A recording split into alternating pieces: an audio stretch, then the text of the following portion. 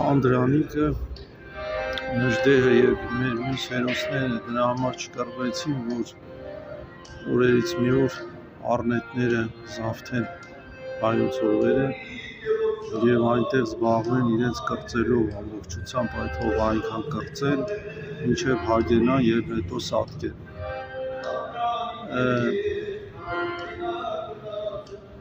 Մեզ որպես ժողովուրդ ամոթ պետք է լինի նրա համար, որ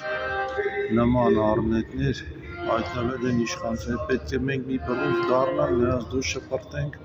ուղարկենք աղբանոց, թող աղբը կրծեն։ Նուբարաշենի աղբանոցը շատ հարմար է քաղաքացիական պայմանագրի բոլոր անդամների համար։ Օրինակ, կարելի էր Նուբարաշենի աղբանոցում մի համակենտրոնացման ճամբարի նման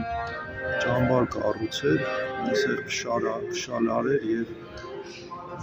ուղղակի պարիսպ կառուցել և ՔՊ-ի բոլոր առնետներին այնտեղ օրական տալ մեկ չորացած հաց և ասել պայմանը նրանում է, որ դուք այստեղ պետք է զբաղվեք կրծելով, այսինքն որպեսզի մենք պետբյուջեից փող չհատկացնենք այդ աղբը վերամշակելու կամ այրելու համար, դուք պետք է այդ աղբը կրծեք և ամեն օր ոստիկանները պետք է գան և մահակով խփեն նրանց գլխին, ասենք օրինակ կարող են խփել Նիկոլի գլխին մահակով այնքան, մինչև նա կրծի ոչ թե ասենք 1 կիլոգրամ աղբ, այլ մինիմալ գոյություն ունի, այսպես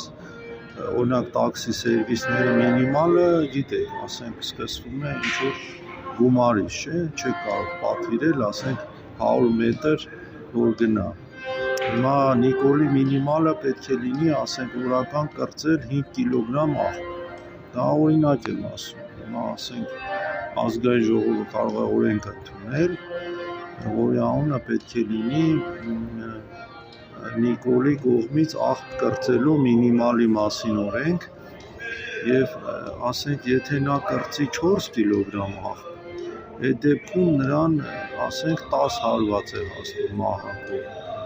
եթե կրծի ավելի քիչ, ասենք 3 կիլոգրամ կրծի, այդ օրը նա պետք է 20 հարված ուտի և արդեն այստեղ ուրիշ պատժամիջոցներ են գալիս, նա արդեն հացից է զրկվում է նրա համար, որ տեղը հանի, այսինքն գիշերը նա պետք է չքնի սովից, այդ մնացած 2 կիլոգրամը նորից կրծի։